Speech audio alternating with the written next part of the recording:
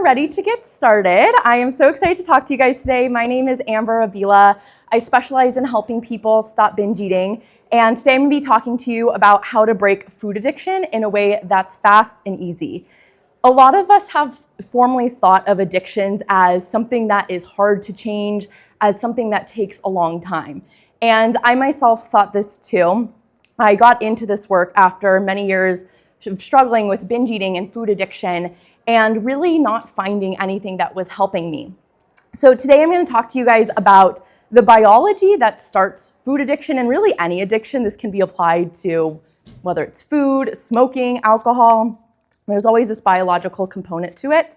The psychology that keeps us in the addiction, and then tools that can help you feel in control and normal. So whether this is something that you're personally struggling with or you have clients dealing with it, I'll make sure it's applicable to all of it. As of right now, 2/3 of the US is either overweight or obese, so most people are struggling with food to some degree. So I'm sure you guys will all be able to relate this to someone or yourself personally. So for about 5 years, I was struggling a lot with food myself.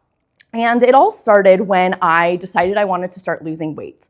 And what do we know about losing weight? We're taught calories in versus calories out. You just need to eat less and move more. And it sounds so simple on the surface, like, okay, I'll just download my FitnessPal, I'll get my calorie number, and I just need to stick with it. That's what I did for a couple of months. I started losing weight, and I thought, okay, that was going to be the end of it. That was not the end of it, though.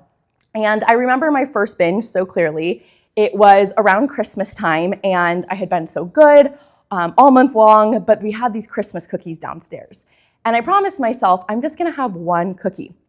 So I snuck downstairs, and as I was eating that one cookie, I can only describe it as this out-of-body experience where I felt like I was a ghost. And I had another cookie and another cookie until I had had 8 cookies. I was so filled with guilt and shame. I'd obviously way blown past my calorie count. And that was also the first time I ever purged. So I also struggled with bulimia for a time period.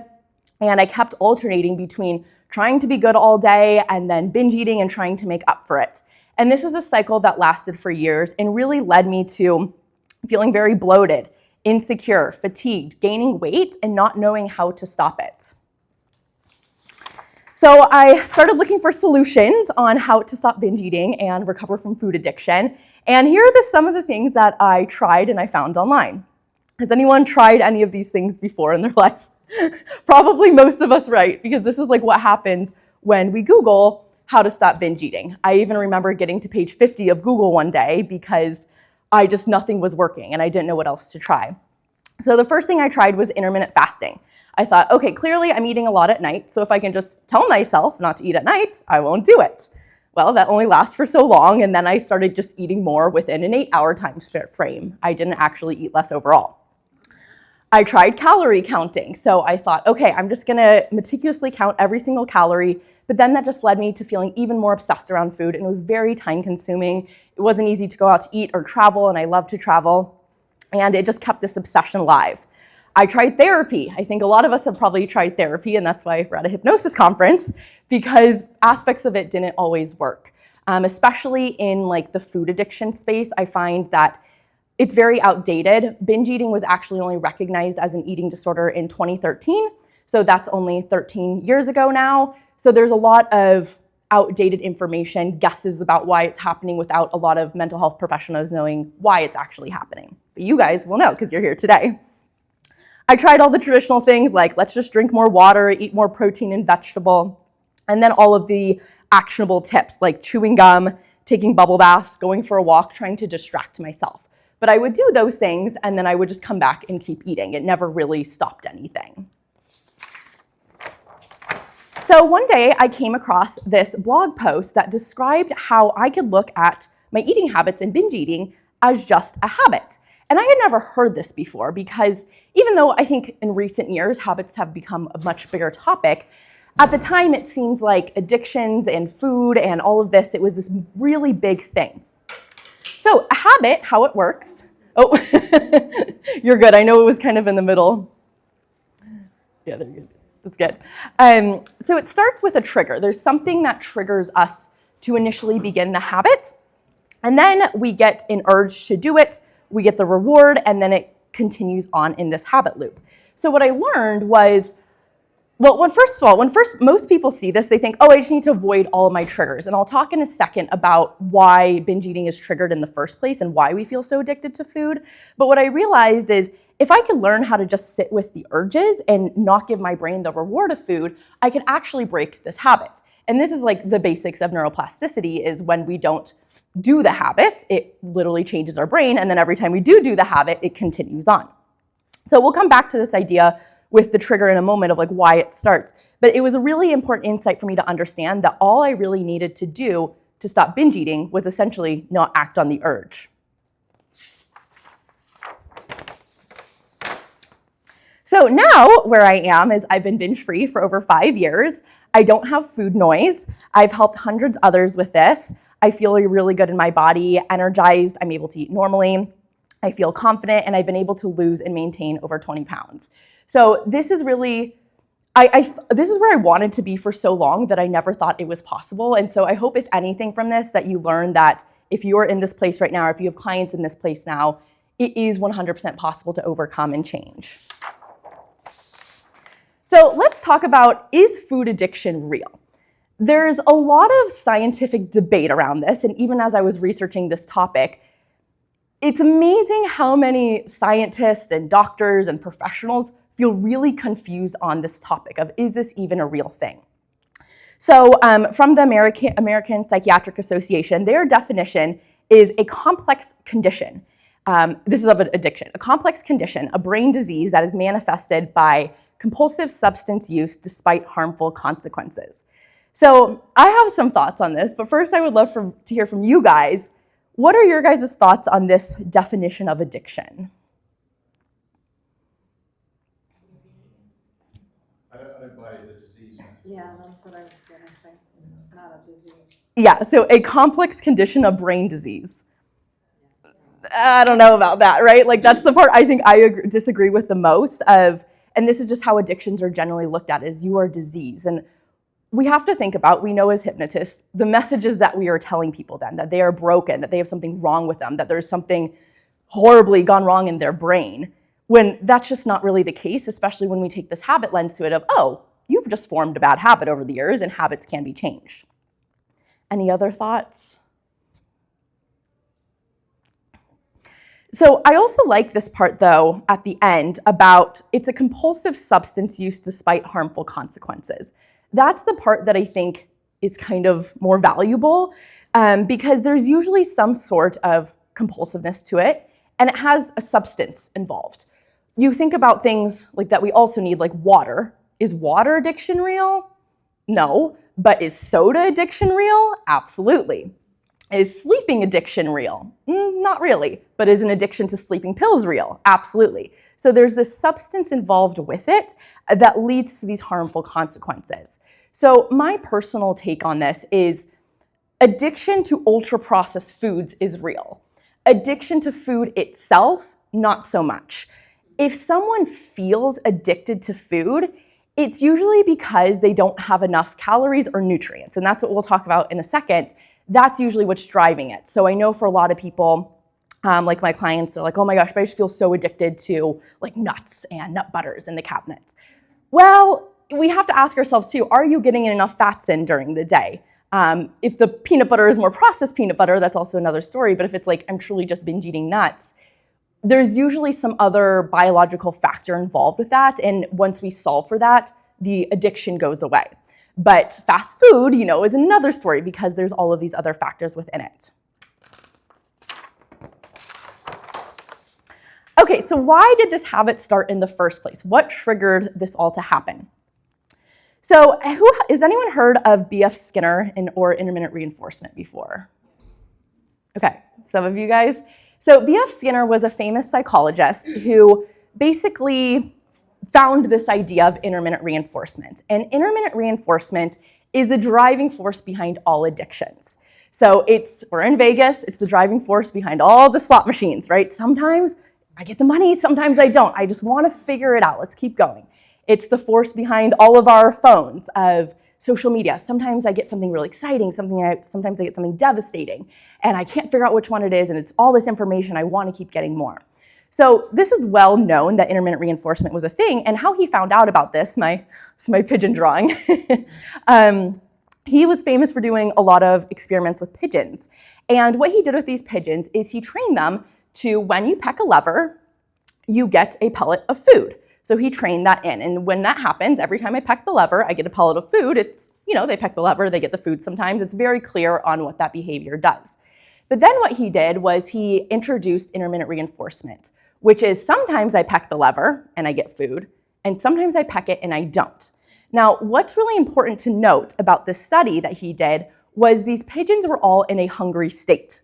So their body weight was reduced to about 70 to 80% of their body weight in order to motivate them to peck. Because otherwise, if I'm full all the time and I have all my needs met, why would I peck the lever? I'm just a bird sitting in a box. So they had to be a little hungry, and that's an important connection to how dieting impacts us too. So they pecked the lever, they sometimes got it, sometimes they didn't. And this created an obsession where they would obsessively peck the lever, because we have to keep in mind food is essential for our survival. And if the pigeon can't figure out when is this food gonna come, what's the best option to do? Keep pecking. Now, what was really interesting is even if they stopped giving the pigeon food from the lever, some pigeons pecked up to, I think it was 7 years, continue to hit the lever, see if it was coming out, while being in this underweight body state. So even after they could clearly see, technically they could clearly see if they were, they were smart, but even if with us humans who are smart, sometimes we can't see this, the reward stops coming. It's the best possible option because they're still in this hungry, deprived state. What else are they gonna do? They have to keep pecking in order to potentially get more food. So how this relates to humans now and us, a lot of times when we're struggling with food addiction, it's come down to we have been having intermittent access to calories or nutrients. So calories are when we are dieting. You say, okay, I'm gonna eat 1,200 calories, and then you binge the next night on 3,000 calories, and then you're back to 1,200. Your brain can't predict, am I gonna have food tomorrow or am I not? So what does it do? It becomes obsessed with food. It starts overeating just in case the food goes away again. With nutrients too, kind of a similar thing. I mean, the calories and nutrients, they can sometimes go hand in hand because if we're not eating as much food, we're usually lacking nutrients too. But what's really interesting about this, and this is an area that I've been researching about the last 2 years that really no one is talking about, that I think is gonna become a lot bigger in the coming years, is how flavorings have introduced intermittent reinforcement in processed foods. So the 4 most common ingredients in the American food system today are water, sugar, salt, we've all heard of those, right? And natural flavors. Now, the problem with natural flavors is not that they're causing cancer or ruining our health. It's possible that that could happen to some degree, eventually, but the main problem with them is how our body learns to source nutrition. So I have this little picture of an orange down here. Let's say you were in the wild and you were to pick an orange off the tree. You would eat that orange, you would taste orange flavor, and then you'd get orange nutrients arriving in your gut, let's just say vitamin C. Your brain then makes a connection, okay, when I need vitamin C, I'm gonna crave an orange. Now let's think about something like an orange gummy bear. An orange gummy bear does not have any vitamin C or nutrients in it, but to our brain, it tastes that and says, wow, I must have just found the most ripe orange in all of planet Earth. I should eat a lot of these. Let's have a lot of these gummy bears. But then no nutrition arrives. So what does this do? Sometimes I taste orange flavor, and I get the positive thing of nutrition. And sometimes I taste the orange flavor and I get none of it. So that also drives engagement and obsession over food too, because of the variability of nutrients.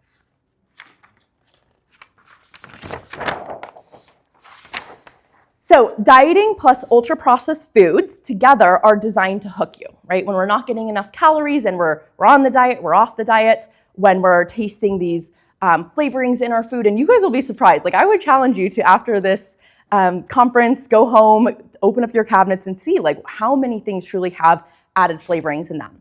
So both of them are designed to hook you, but then we have all this food marketing, and that's designed to keep you loyal. So we have Happy Meals. We have Coke, their tagline is open happiness. Kit Kat, take a break with Kit Kat. Snickers satisfies. We have all these marketing messages that have been really ingrained in us from the time we were 2 years old, from commercials, from advertisements. And so marketing companies, they know what they're doing, and these food companies, they know what they're doing. They're trying to connect in these emotions to the food, so that every time we're sad or we're happy, we think, oh, I should have some of these foods.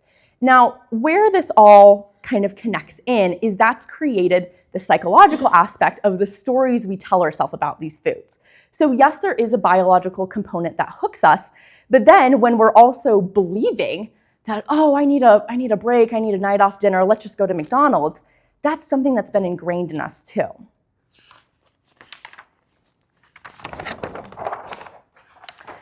So I titled this talk, Seeing the Lies of Pleasure to Break Food Addiction, because that's really what it is. It's seeing what are the lies that I believe about these things that I think are pleasurable, but are actually harmful. So the lies of pleasure is what keeps the addiction going. It's not the withdrawals, especially around food. Now, if we're getting into some hard drugs, yes, there are some more severe withdrawals, but withdrawals can happen even with sugar and ultra-processed foods. If you eat a lot of sugar right now and you go without it, you will feel it. You will feel those strong cravings. You'll feel like you can't sleep. It feels, a little antsy throughout the day, but it's really not anything worse than I would say like a common cold as far as symptoms go. It's pretty normal. You could get through it. So it's not that keeps us going. It's really these stories that we're telling ourselves about how these things are pleasurable. So the lies of pleasure, I say, are the sentences we are either consciously or unconsciously saying to ourselves to make the substance desirable. Most of us probably have them as unconscious sentences in our head. We don't realize them, but you might realize some of these sentences you're telling yourself. So my favorite example for this is, let's take a glass of water. So I'll use our lovely Sahara bottle of water here, just nothing special. If I were to sit here and I were to tell you that you deserve this because you've had a really long day, and that this was actually bottled water from Fiji, and it was the best water you were ever going to taste, and this will make you feel better after. And I don't know when you're going to get this again. You might actually not be getting water for the next 24 hours. You now all of a sudden are probably thirsty and you want to drink some water, and you're like, ooh, this looks like some good water now. The water didn't change. It was the story we told ourselves that made this water more desirable. So a lot of us have these stories around food that I'll start over tomorrow. I don't know when I'm going to get this again, so I want to have it all right now. I deserve this. This thing will make me feel better. And when we're telling ourselves these stories, that's what fuels the addiction and keeps it going.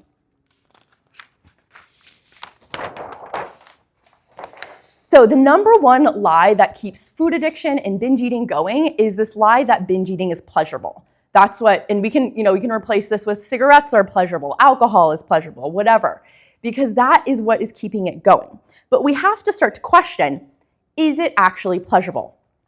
Think about, I think in Vegas too, about all the food here, all you can eat buffets. We're taught that, wow, if we could just eat as much food as possible and we'll pay more for that, that is a good thing, that's pleasurable, that's fun, that's a treat. They give you these giant portions of food and we're expected to think ooh, they're giving me more value for my money because they're giving me all of this food.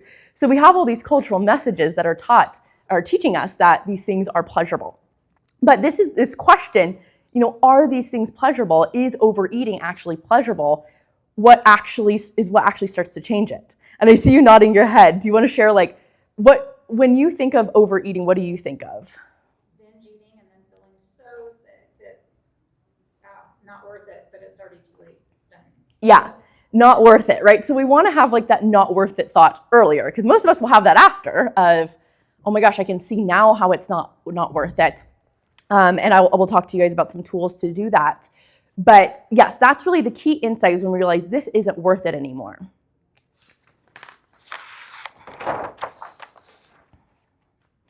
So this is how every addiction forms.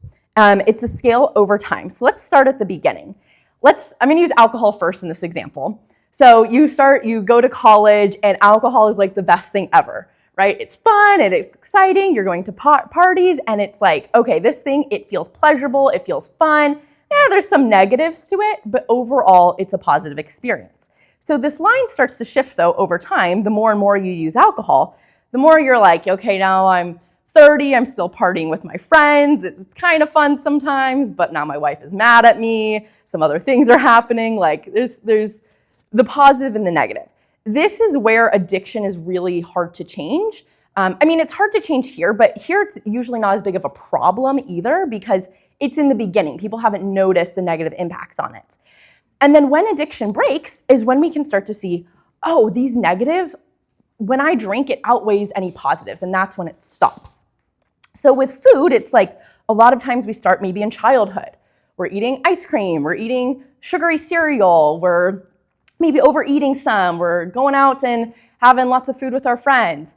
And it feels pleasurable and it feels good at first. But then all of a sudden, the weight starts piling on, we're having some gut health issues, we're feeling tired, we're not sleeping as well, and we say, we're in this. And then once we can start to see the foods that we don't want to have, the way of eating that we don't want to have, that's when things shift. So another way of thinking about this is this teeter-totter. I have this saying down here that you don't need willpower to say no to what you don't want. So if you can learn how to not want the thing, it feels easy to say no to. Does anyone here just not really drink at all? Okay, yeah, a good amount of you. For most of you, you probably see a glass of wine or something, you're just kind of I don't really want it. It just kind of become part of who you are. And you don't feel like you need to willpower your way through the pool party and walking past all the bars here because you don't want it because you're in that place where you see the negatives. So again, when we see all the positives and none of the negatives, this is where we feel addicted. This is where we're kind of getting that intermittent reinforcement. It's hard to change, and then this is when it breaks. What you can see though with the teeter-totter example is how we change it is by building evidence. So when someone starts overeating and binge eating, maybe they have all this evidence that it's kind of fun, it's kind of exciting, I get to taste all this yummy food, especially if you've been dieting for a long time. It's oh my gosh, the gates are breaking free and I can finally eat all my foods that were off limits. It feels so exciting and pleasurable. But in order to shift the scale and how we do this with yourself or with clients is we need to start building these little moments where we can start to see the negative impacts of them. Now, this is not beating ourselves up and punishing ourselves, but it's more of an observation. So I really encourage my clients that after they binge eat, sitting with it and taking a moment instead of saying, oh my gosh, I ruined it, I'm just gonna be mad at myself all day, I'm gonna try to shove this under the rug and never think about it again. Think about, okay, how do I genuinely feel right now? Ooh, I noticed that I'm on this kind of sugar buzz and I kind of feel like this brain fog and it's really hard for me to get through the rest of my day at work. Okay, now as I'm going through my day at work, I'm still feeling super sluggish and I don't really want to go to the gym today, so I skip the gym. Now I'm having trouble sleeping at night and falling asleep and I wake up because my blood sugar was so low because it crashed. All of those impacts, they start to see how that wasn't pleasurable and literally telling themselves, or you can embed this into suggestions of how it's not pleasurable. You're noticing, you're seeing how it's not pleasurable. You're becoming aware to it. You're seeing the truth of it because that's what helps them start to shift it. So I'll give some examples. I personally don't drink coffee. Some people think I'm crazy for this. Does anyone like tea over coffee like me? Thanks, Adam. So I do not drink coffee. And some people are like, oh my gosh, how could you not drink coffee?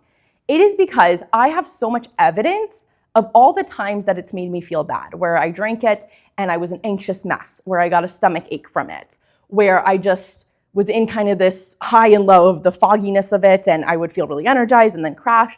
And so for me, it feels easy to not have coffee. I had a client who felt really addicted to tea and kind of similar things of she felt like she would be thinking about it all the time, and then she would have it, and then she'd get this rush of the caffeine and then the crash of it. And this client was also really addicted to chocolate.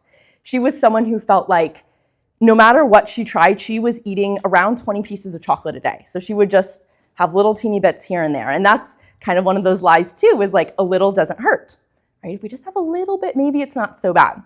So with her, we really focused in on what do you notice after that? And she's like, well, I just noticed I start thinking about it more actually. When I start having the chocolate, it just continues on.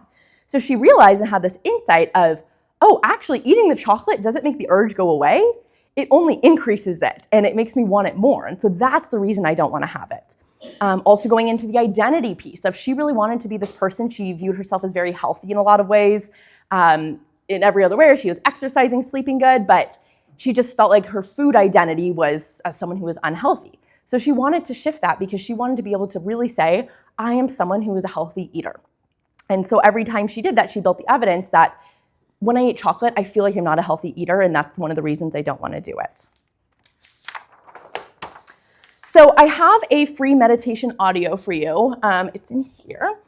Let me check the time. Oh my gosh, we have plenty of time. So I'll hand these out, but I'll take you guys through this, and then I'll hand these out, and you guys can access it later.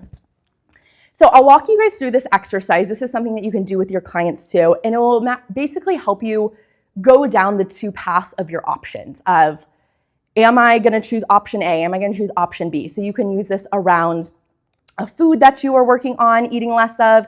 You can use this on a habit that you wanna change, whatever feels good for you. So we're gonna start with everyone closing your eyes, getting comfortable in your chair, settling in, taking a big deep breath in through your nose, and a long, slow exhale out twice as long. That's right. Big inhale in and out slowly through your nose twice as long. And one more in. Long, slow exhale out, letting it all go. And I now want you to imagine a path in the road. It's a long, windy path, one you've maybe walked before that feels familiar. It's been beaten down. And I want you to imagine as you're walking along this path, you come to a fork in the road. And on one side of this fork in the road is the pathway that you've always taken, the habit you've always done, or the food you've always eaten. And on the other side of this path is the pathway where you want to go, the new habit, the new behavior, maybe a different food that you want to eat instead. And I want you to first imagine walking down that old path. You can see how it's well worn in, dried and beaten down. Imagine yourself walking down this path, noticing yourself taking that action, doing that habit, eating that food. And I want you to notice as that action is completed, the wrappers are empty, it's all gone, how you feel in that first initial moment.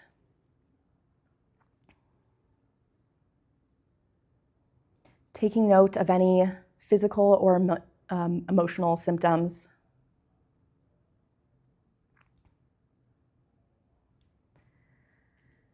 Then allowing yourself to continue down that path to later that night.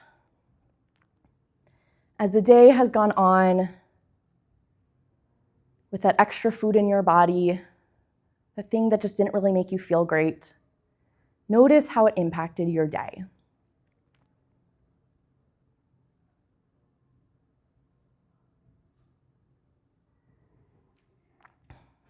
Continue walking down that path 1 year from now. You continue this habit every day for 365 days. What does your life look like on that path?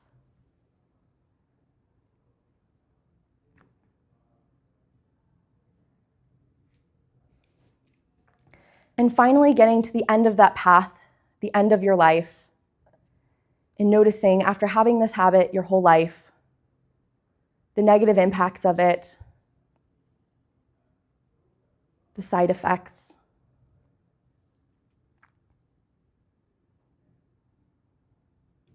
Allowing those to integrate into your mind now.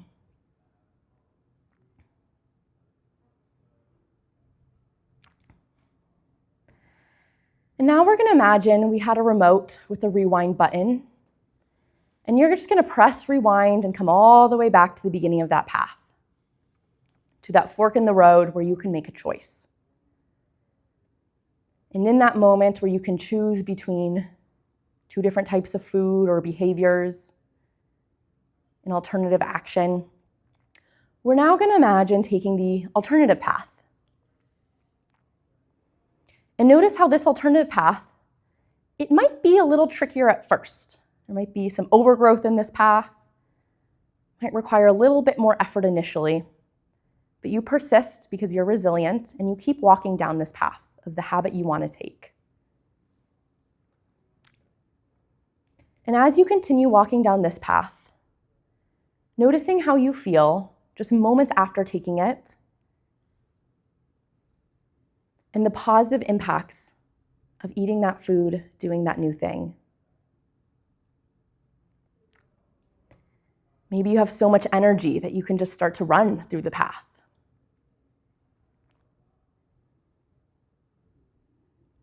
Fast forwarding to that night, as you have that healthy, energizing food coursing through your veins throughout the day, noticing how your work went different, any other positive benefits you can notice.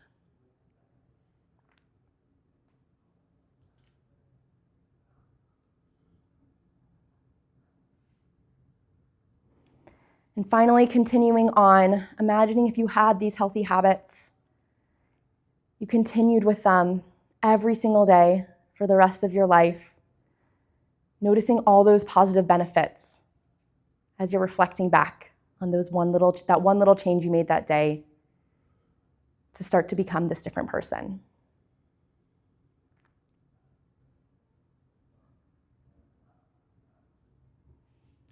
Allowing all these positive changes to integrate into your brain now. And again, rewinding, imagining yourself at that path and noticing how that new path has become clearer. You've now walked it, it feels easy, and you can see all of the benefits of taking that new route. And as you're ready, you can come back to the present moment, allowing your eyes to blink open, coming back to my voice, wide awake. If you want to allow yourself to wiggle or stretch. I know we're getting into the end of the afternoon, a little tired, it's hot in here. Does anyone want to share anything that they noticed, either on like maybe a surprising negative thing that they maybe realized that they hadn't seen before, or just a positive benefit of taking a different action?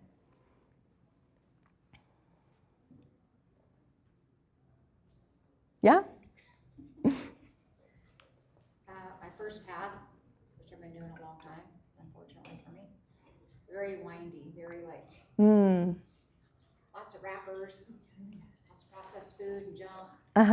Being very tired, like nosing in, not much energy for the whole year.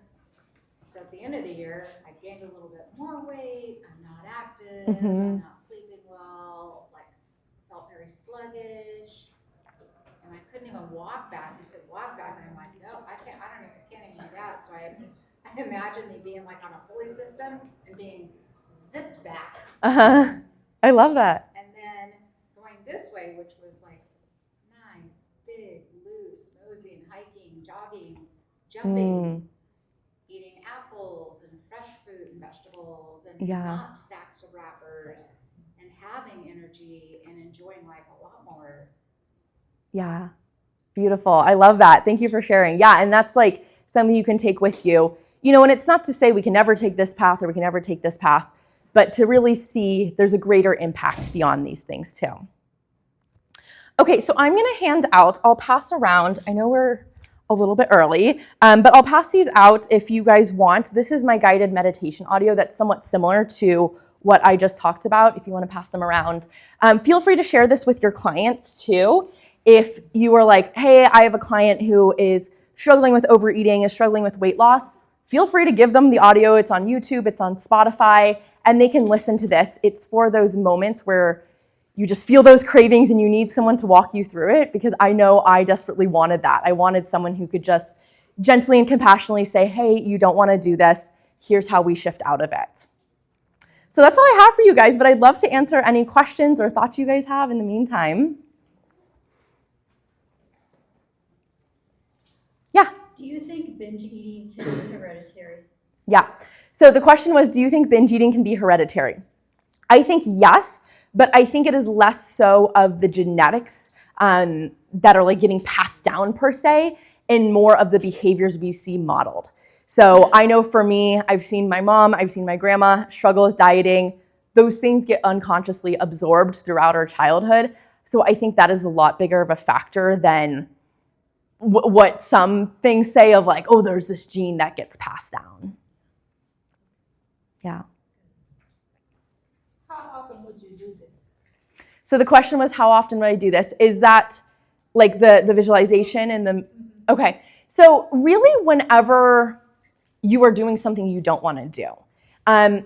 If you can find a specific moment, that's best. So if there's like a specific moment, a specific food, you know, you have that chocolate that's hidden away on the left side of your cabinet up high and you know where it is, doing that and imagining, okay, every time I eat this chocolate, this happens. You can also use it before events and things. So I use this a lot with clients if they're like, oh, I'm going to a party tonight and I'm really stressed about what food will be there. It's like, okay, let's imagine you go down the old pathway, you do all that, and now let's imagine the new you who plates the food, who sits down with it mindfully, who really enjoys it thoroughly and moves on without that guilt and shame or overeating. So you can use it really as often as you'd like, but the more that these insights start to happen, the less you need to do it. And as I had like that teeter-totter, I think it's an important example because it shows that the perception of it can shift at any time. Sometimes I'll be working with a client and I'm sure you guys have had this experience too, where sometimes there's just a big aha and they just never do it again. And it's hard to pinpoint exactly what that is because it's different for every client. But if you can have that moment of insight and aha where it's like you just kind of get it and you're like, I can see how this isn't pleasurable anymore, then you never really need to focus on it again. I will say with food, because the messages, and I'll even go as far to say brainwashing, is so strong around food is pleasurable, sometimes it can take a little bit longer and be a little bit stickier than some of these other things. Most people have a pretty good perception at this point that smoking is bad, cigarettes are bad, and it's not really something they want to do. I think around food sometimes it can be a little bit trickier because of these messages that we receive culturally, just how ingrained things are, messages we've been receiving from food companies from all these years. So yeah. Yeah. So, I want to say this. Do you advise no sugar, limited sugar, natural sugar? What do you recommend? Yeah, great question. So the question was around sugar. Do I advise no sugar, limited amounts of it? I'll start with what I say, like for myself. I choose not to really eat processed sugar. It's not a rule I have where I say I don't eat sugar, but it's that perception that I no longer see sugar as something pleasurable. And that's why I'm not white knuckling and willpowering my way through the dessert table. I just genuinely can see the negative impact. For me, a big thing I've noticed, and if you deal with any sort of anxiety or depression, sugar has a huge link to that. If you can start to see, I eat sugar and I feel anxious, that was the biggest thing for me that gave me a huge insight because I could see it so clearly where I'd be feeling good all day and then I'd eat sugar and it was like a mess. So if you can have that connection to it, that can help a lot. The thing with sugar, I'll tell you more of like the biological thing too. Processed white sugar has been something that's been isolated from the source. And anytime something has been isolated from its original source, that's when our body can't really associate like what's the flavor with this versus what's coming in, right? The orange flavor doesn't have any orange in it, it's just the flavoring. When you're having maple syrup has a flavor attached to it. So it's easier for our body to regulate. The best way to understand this is, let's say you were to make an apple stew. And you were to make one apple stew and you were to just put pure white sugar and mix it around. And then you were to take another one, you put maple syrup and mix it around. The one with maple syrup, you would be able to taste, it tastes like maple syrup and apple, right? It has like a flavor associated with it, which is why, I mean, it's expensive too, but like it's often not used in recipes because it's gonna taste maple syrupy or honey flavored. But sugar doesn't really taste like anything. So when it's mixed into the apple, it tastes like a stronger flavored apple. So to your brain and to your taste buds, it's like, wow, this is a sweeter apple. And normally a sweeter apple means more nutrition. So we should have more of it. So when we have the natural sugars, our brain and our taste buds are better able to attribute, where did this sweetness come from? It didn't come from the apple, it tastes because I tasted the maple, it came from the maple syrup. So that can make it easier for us to feel satisfied. So if I am going to have something with sugar, I'll usually use maple syrup or honey. There's like, there's things like date sugar too. Like there's all kinds of ones nowadays. and it's still, at the end of the day, is it still sugar? Yes. So it can still, like, if I have too much of it, I'm going to feel more anxious and not feel great from it. But it's kind of like one of these things, it's more like middle ground, where it at least is not tricking your taste buds to think the apple is more nutritious than it actually is. And your body's able to attribute and feel satisfied and stop easier with it then.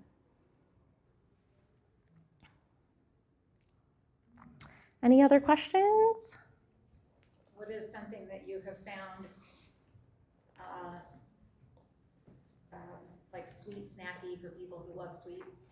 Yeah, I get it. Me too. And I still end most of my meals with something sweet. I think this thing can be demonized a lot, this habit of like, oh, I need something sweet after a meal. A lot of cultures around the world have sweets after meals. Like I interviewed one of my friend's sister from Italy, and she talked about how in Italian culture, after every meal, they would have like a little piece of fruit, like a little plum or a fig or something. And that was like the culture. But I mean, first of all, most Americans don't eat enough fruits and vegetables. Don't even start with all the viruses and the bacteria on them. That's all coming out and everyone's all afraid of them right now. But if we can allow ourselves to have something sweet, that can allow us to have that habit still. And it's not necessarily a bad habit if we are having it in amounts that feel good to us. So I recommend, like, if you still want to have something, you can slowly start to shift it. Maybe I have some dried fruit. Maybe I have some fun dessert that I made with the maple syrup. Even just shifting those can actually start to shift our taste buds a little bit too, to adjust to the flavor of maple syrup, the flavor of honey. And a lot of times our taste buds, though, are just so wired for these strong flavorings. Like I think about goldfish.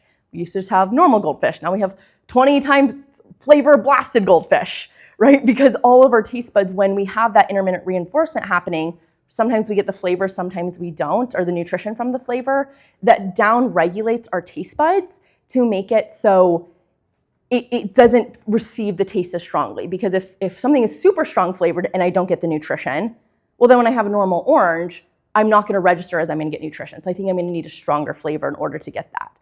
So a lot of times when people will start like replacing it, it's like, oh, but fruit doesn't taste as good. Obviously, because you've been eating something super sugary, and our taste buds have literally become adjusted to that. So over time, it starts to become more satisfying.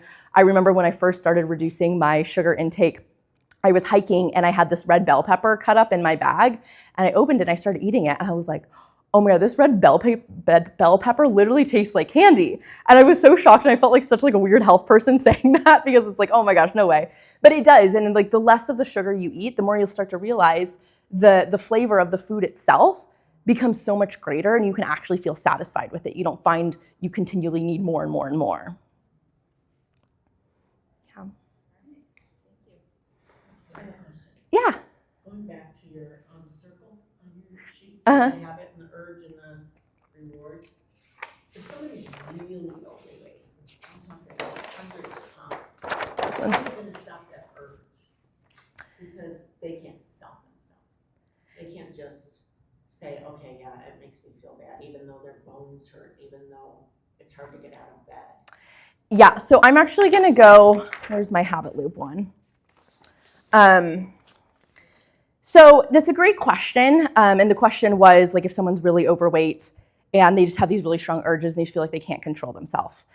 I think it's a good question, because when you're in that feeling, it literally feels like you can't control yourself. And that's what I said. Like, I felt like I was a ghost in my body. I felt like I was gone. I was not on this planet Earth anymore when I was going into that food. And they want to stop and they can't. If they want to stop, it's integrating those reasons a little bit deeper, because the positive, they're still seeing the positive is much greater than the negative. So they're saying, well, I want to, but it's like, do I really want to? And it's sometimes connecting that in. Whether someone is 500 pounds or 100 pounds and struggling with this, it's all still the same of the habit loop and the perception of it. And what I really like to tell people in that situation is even just reframing it in our mind from I'm out of control to I feel out of control. My favorite exercise for this is if you sit on your hands and you say, touch your nose. And you can think all day long here, touch my nose, touch my nose, touch my nose. I'm never gonna touch my nose until I say, okay, you can lift up your hand and you can touch your nose. That's a really good, kind of like exercise to do and like evidence to show ourselves I'm in control. There's nothing that is forcing me to go up and into the cabinets. It can definitely feel like that, and like really validating that experience of, I get it, it does feel like we can just be taken over by this ghost and we're in the cabinets, but we do still always have a choice and we have the power. And when we can recognize that power, that no matter what my brain is telling me in this moment, no matter how much it tells me I want to eat, I don't have to eat. If I sit here, I breathe through it, I use the audio, I can get through it, and then that's going to rewire my brain. Rewiring your brain that's another reason that I'll use to as a motivating positive of every time we don't act onto that urge to binge and we don't get that reward, we're literally changing our brain. So I look at our urges when we get the triggered and we feel that urge. I say, you have a beautiful opportunity right now. Because a big mistake I see people making around urges is they get really surprised and scared when they happen. It's like, oh my gosh, I can't believe this is coming up and I'm scared because now that means I'm gonna binge. And then they usually go into it because they feel like they can't control themselves. So when we can create some predictability around those urges of when does this happen specifically? Does this happen at 9 p.m.? Does this happen every time your husband brings home ice cream? When does that happen? That can help them feel more in control. Okay, I can see when this is happening. I can predict for it. So it's not so much of a surprise. And then not getting angry with it. Just like any emotion, when we fight it, when we get angry with it, it's like that beach ball that we're trying to push down, push away, and then it just comes up bigger. So if we can see it as, this is an opportunity right now, and I literally have to feel triggered in order to change my brain, and that's what I can do right now, then we can approach it with a little bit more excitement versus fear. So we don't have to avoid all the triggers, we just have to avoid the urges. And then the other really important thing here is, because we're not getting the reward of food anymore, sometimes people will think if I'm not gonna get the reward of food, that's no fun. I like the food, right? That's the pleasurable part of it. But once we see, okay, that part's not pleasurable, the new reward that we wanna give our brain is the reward of celebration. So I think of celebration is super glue in our brain. It is going to help stick in that new habit, because what most people do is they get through their cravings and they say, oh, thank goodness that's over, and they just move on with their day. And so then the next time they get that craving, they're like, oh, that felt so hard, that wasn't really fun, and nothing positive came from it. It's kind of like if you were training a dog and you had them sit and you're like, okay, great, good job, and you just kind of walked away. They're not gonna do it again because there was no positive reinforcement for that. So what we wanna do then is anytime that we get through that urge and we come out of it and we're like, okay, we did it. We didn't eat that food. I sat with it. I showed myself that I did have the control.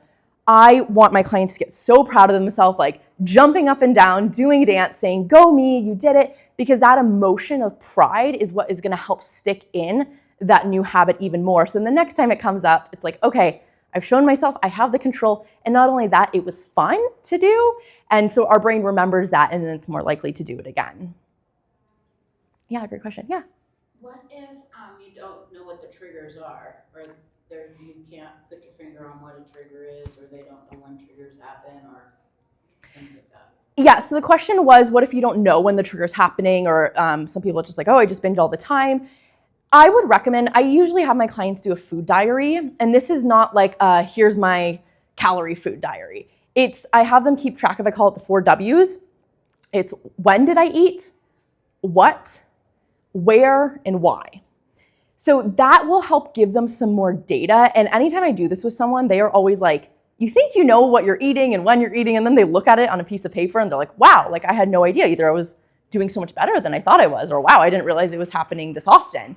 And so that can allow them to see okay, are there any patterns to the time of it? The where of it too. If I binge, is it always when I'm standing up in the cabinets in the kitchen? Or is it anytime I walk past the snack drawer at work?